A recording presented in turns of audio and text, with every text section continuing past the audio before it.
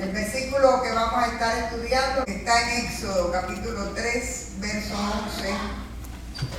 Pero Moisés dijo a Dios: ¿quién soy yo para presentarme ante el faraón y sacar de Egipto a los israelitas? Palabra de Dios. Antes de entrarnos en el sermón, me gustaría que ustedes escucharan un testimonio que tuvimos el privilegio de escuchar en las clases que tuvimos en la escuela bíblica y que va a afirmarnos en cuanto a que Dios siempre con cada uno de nosotros tiene un propósito de bendición. Hermanos, esto lo compartí el viernes en la escuela bíblica de vacaciones y bueno, la pastora me pidió hoy compartir este testimonio aquí con ustedes y realmente esto es parte de mi vida. Yo nací en un hogar disfuncional. Mi mamá era una persona muy humilde, muy buena, trabajadora de calzado, y mi papá era un plateador de espejos. Debido a que él trabajaba con químicos, mi papá se convirtió prácticamente en un alcohólico. Todos los días yo veía a mi papá alcohólico, estaba alcoholizado. Pero antes de mí, mi mamá tuvo a un hermano que teníamos 20 años de diferencia de edad, y un hermanito que nació bien, sano, pero mi papá, desde pequeñito, como que lo insinuaba a la bebida. Una vez, un día trágico, un 24 de diciembre, mi papá le dice a mi hermanito José Luis que trajera 2 botellas, y él cogió una de cerveza y una de sosa cáustica, que estaba rotulada, pero en un lugar que no era el que tenía que estar. Y mi hermanito, 4 años y medio de edad, cogió y se dio mucho y se quemó todo su esófago. Mi mamá lo veía sano, porque estaba sano por fuera, pero estaba quemadito por dentro. Realmente mi mamá, para aquello fue una gran tragedia, hay matanzas. Mi mamá se quedó como loca. Mi hermanito murió a los 3 meses de estar en el hospital y bueno, mamá estaba muy afectada. Mi abuelita lloraba mucho porque ya les puedo decir un niño de 4 años y medio, pero Dios tenía un propósito grande en la vida de mi madre y en la vida mía y la de mi familia. Realmente mi mamá, después de aquello, quedó tan afectada que se hizo 6 legados o 7. No quería tener más hijos como el doctor. Y mi papá, que tenía muchas amistades con médicos, los médicos le dijeron a mi padre que la única manera que se podía salvar la situación era que mi mamá pudiera tener otro hijo. La tuvieron engañada diciéndole que era un quiste, y a los 3 meses nací yo. Es decir, estaba yo en el vientre de mi mamá, a los 3 meses ya estaba ahí, pero ya mi corazón latía, es decir, que Dios tenía un plan grande, y cuando nací fue una bendición tan grande para mi familia que mi abuela me capturó y dijo: a esta la voy a criar yo. Y fui criada por mi abuelita con mucho amor. Mis padres me amaban, mi hermano me amaba, pero realmente Dios tenía un plan mayor, como dice esa canción que cantamos, Escogida. Y puedo decirlo, yo soy hija de Dios, porque realmente me cuidó desde el vientre de mi madre, me protegió como Dios protege, como dice esa canción, como la niña de nuestros ojos. Realmente era muy hermosa. Nací bien llena de amor, pero en un hogar que ya le estoy diciendo era un hogar disfuncional. Crecí, y cuando entro en la universidad, había un muchacho en mi carrera que era la carrera de odontología, y ese muchacho yo lo veía diferente a todos los demás, porque ese muchacho había crecido en un hogar cristiano y él era hijo de empleados del campamento bautista de Yugurí, en Matanzas. Y yo veía que era diferente y me empezó a motivar ir a la iglesia. Y entonces conocí las cosas lindas que tiene Dios para cada uno de nosotros, los cantos. Por eso me considero una adoradora de Dios. Le doy siempre gracias a Dios infinita por todas las cosas hermosas que hizo en mi vida.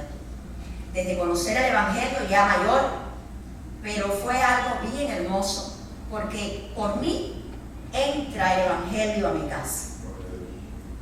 Mi papá, que siempre yo lo había visto borracho, un buen día cuando me gradué en el 1990, más nunca, se puso ni una botella de cerveza en la boca. Mi mamá conoció el Evangelio, mi hermano conoció el Evangelio. Ya mi abuelita estaba muerta, pero fue así, fue de gran bendición. Y para mí, lo digo, lo más lindo que me ha pasado en mi vida no es ni un hijo, ni haber alcanzado 2 títulos universitarios, porque después hice la carrera de teología, ni haber tenido una nieta tan linda como la que tengo, no, ni haberme casado con un hombre pastor, no. Lo más lindo que me sucedió en mi vida fue haber conocido el Evangelio, joven, y atesorarlo, guardarlo, porque la palabra de Dios es viva y penetra hasta lo último de todo nuestro ser. Me han pasado muchas cosas, pero siempre en medio de todas Dios ha estado ahí. Y puedo decir hoy, atestiguarlo, como decía Alina en su clase, soy prenda valiosa, Él pagó el precio, soy elegida, mujer fuerte, valiente, valiosa, hermosa, amada, única y especial.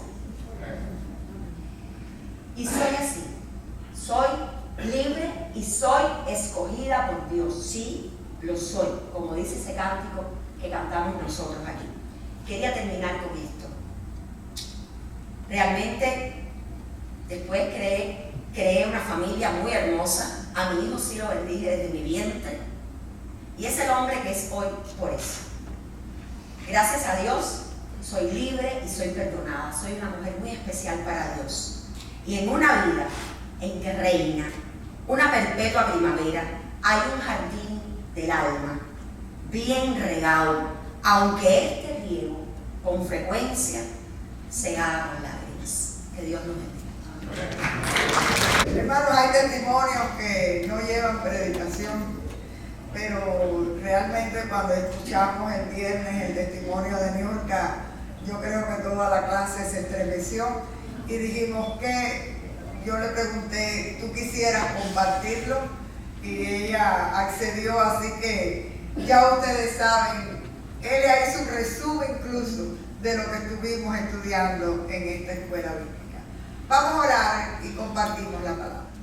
Recuerdo nuevamente el pasaje, es un solo versículo donde Moisés le dice a Dios, ¿quién soy yo para presentarme ante el faraón y sacar de Egipto a los israelitas? Éxodo 3:11. Hermanos, el texto de esta mañana es parte de un diálogo entre Moisés y Dios.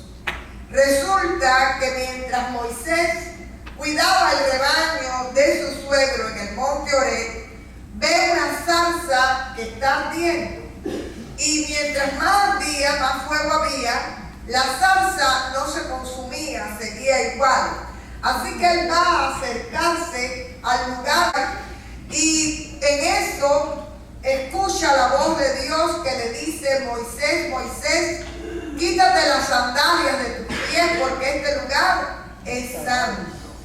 Y entonces Moisés sencillamente oye lo que es la visitación de Dios para él y el propósito que Dios tenía para transmitirle. En este diálogo Dios le dice, yo les invito a que lean el capítulo desde el principio. Dios le dice que él ha visto la aflicción de su pueblo, que él ha escuchado el clamor de los israelitas, todos los quebrantos, toda la opresión que viven. Y para sorpresa de Moisés, Dios lo incluye en sus planes y le dice que se disponga a partir porque lo va a enviar a donde el faraón. Y ahí viene la pregunta de Moisés. ¿Quién soy yo? ¿Cómo tuvo semejante empresa me vas a incluir a mí? Y es interesante porque Moisés no tenía conciencia de quién era. Se estaba preguntando quién era él para que Dios le asignara semejante propósito. Sin embargo, no tenía tampoco conciencia, parece, de que él era un milagro de Dios. Si ustedes piensan en la vida de Moisés, tienen que recordar que Moisés no debió haber nacido, porque el faraón había dicho que todos los niños hebreos que nacieran debían morir en el nacimiento. Y le dio instrucciones a las parteras de Egipto de que no dejaran nacer a los israelitas.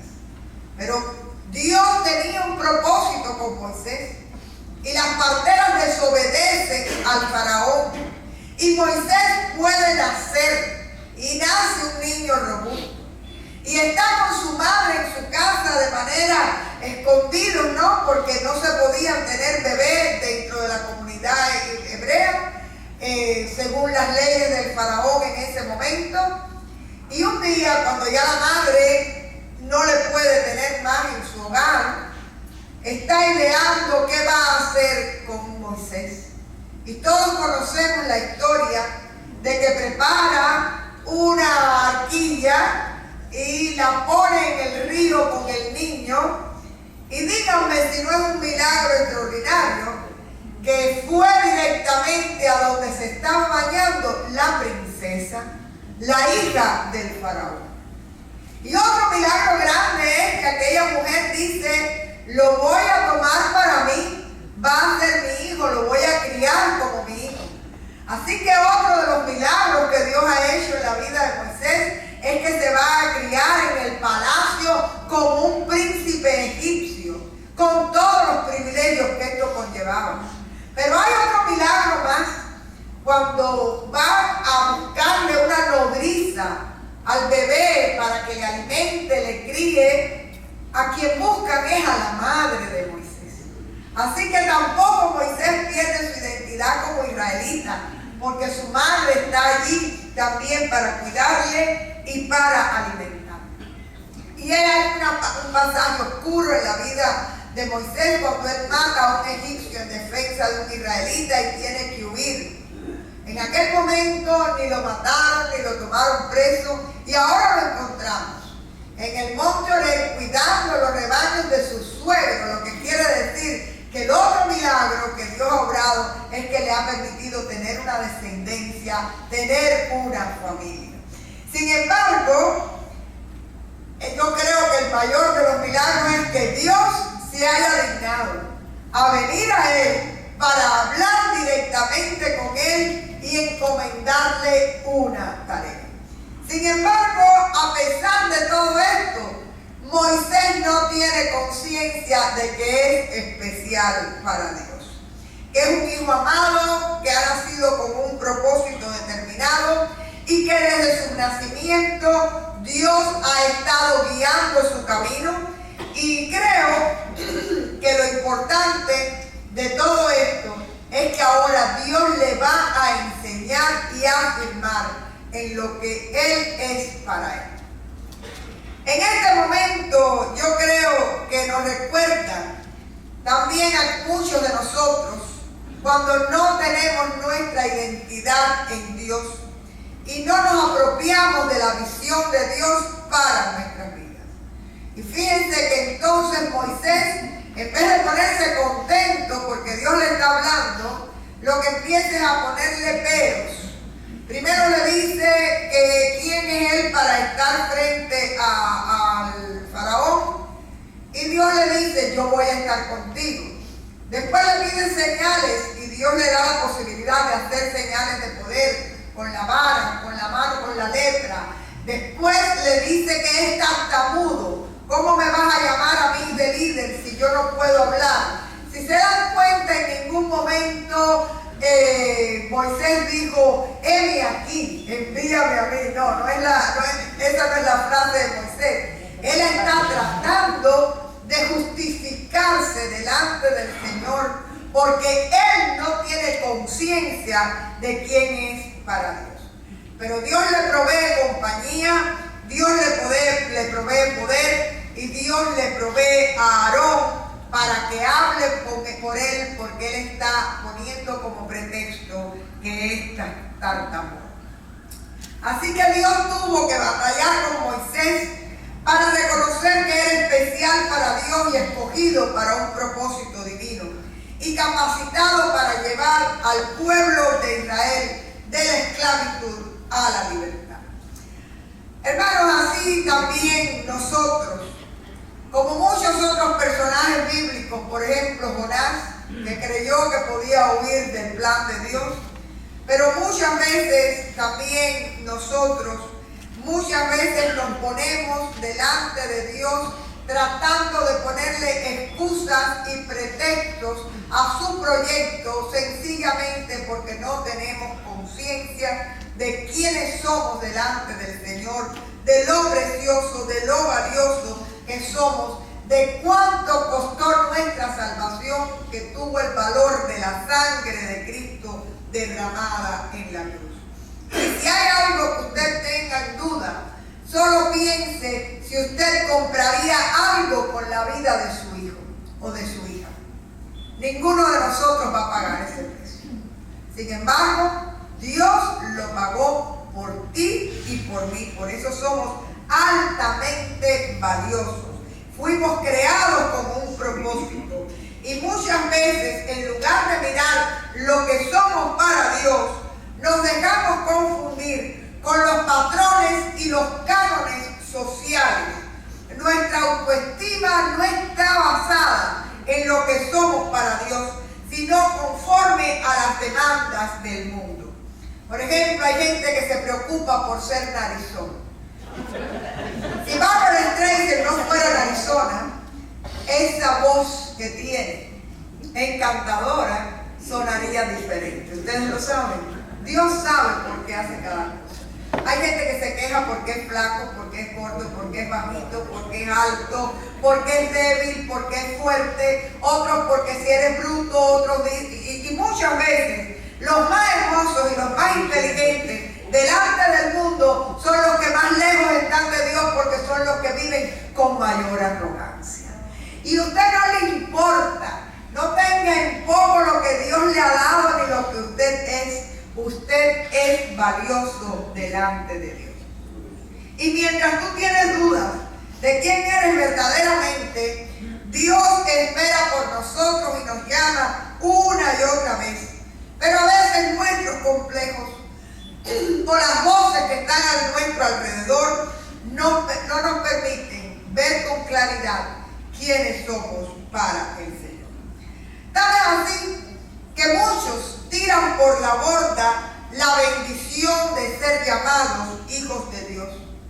No la valoran, no la tienen en cuenta y la malgastan. Hay una historia bíblica de Isaac, quien tenía dos hijos. Uno era Esaú y otro era Jacob.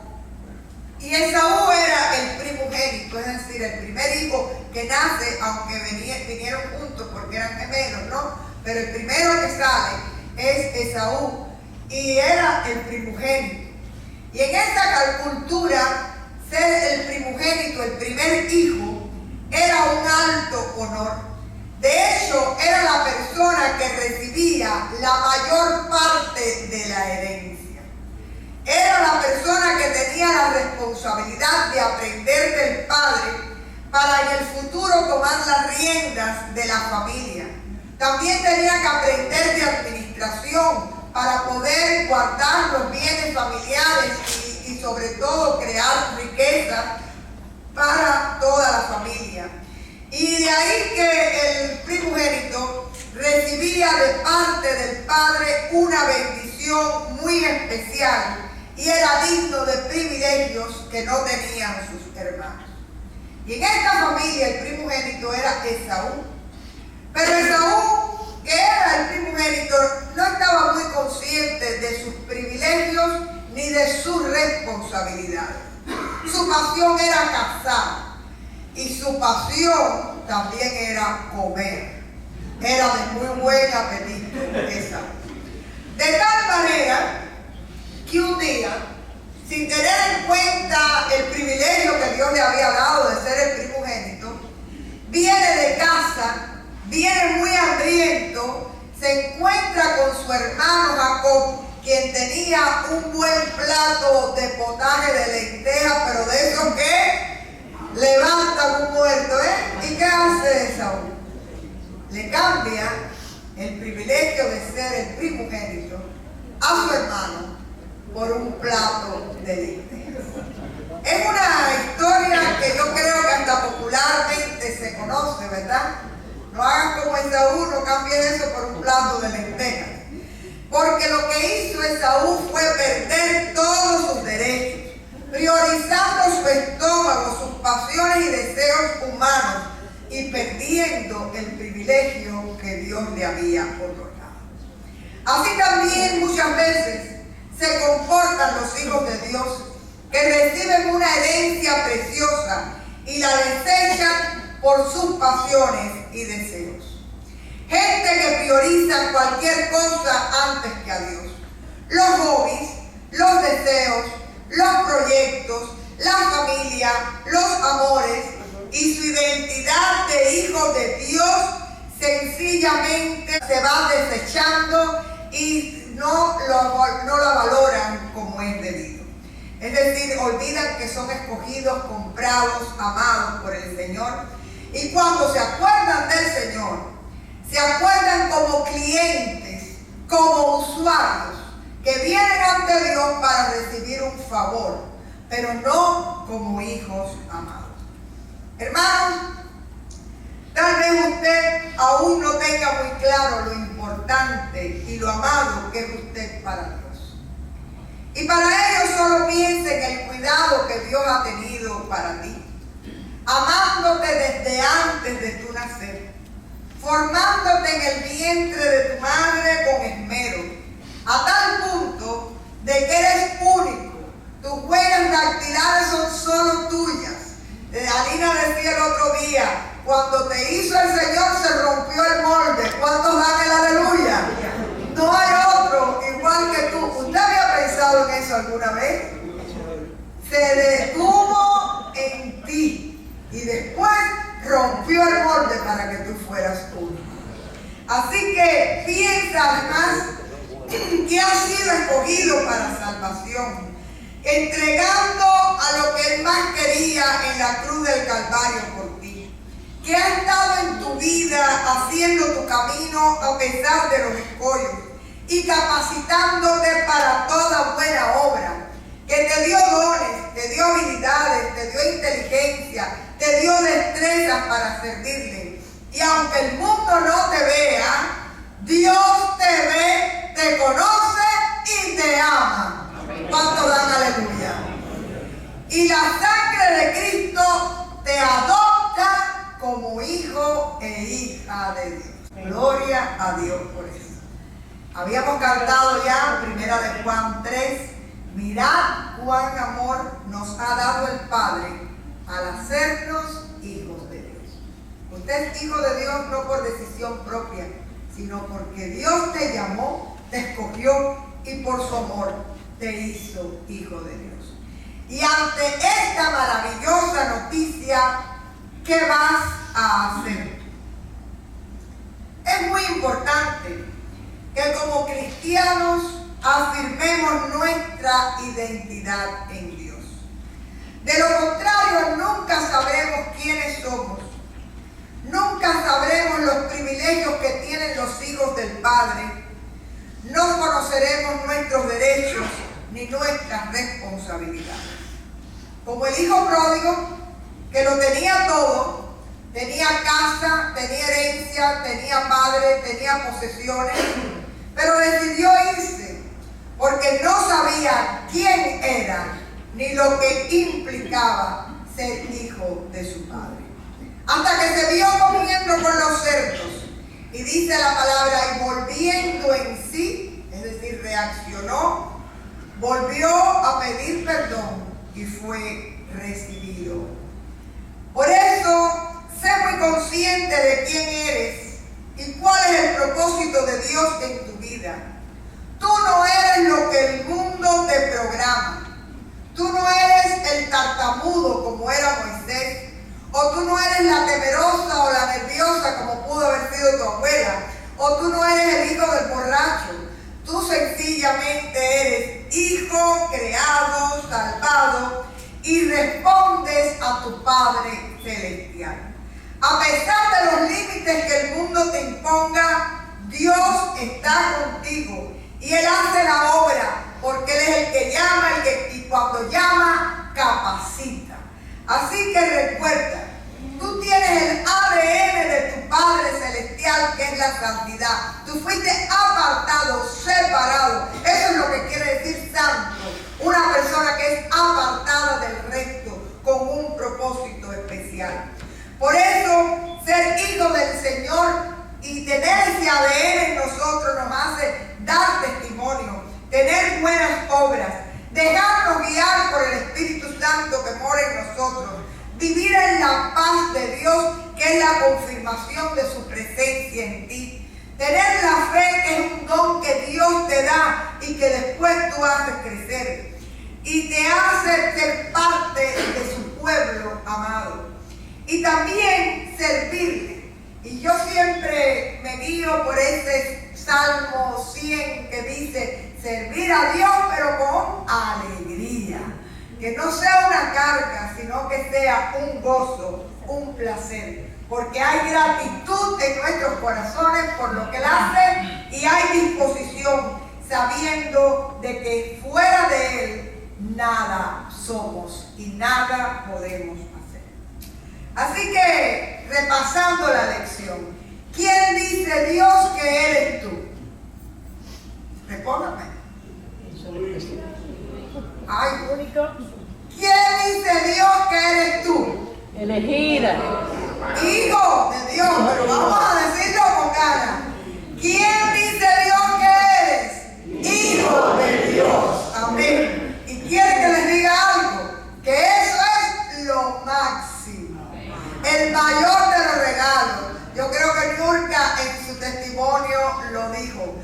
Ella ha tenido muchas bendiciones en su vida, pero la mayor ha sido ser hija de Dios.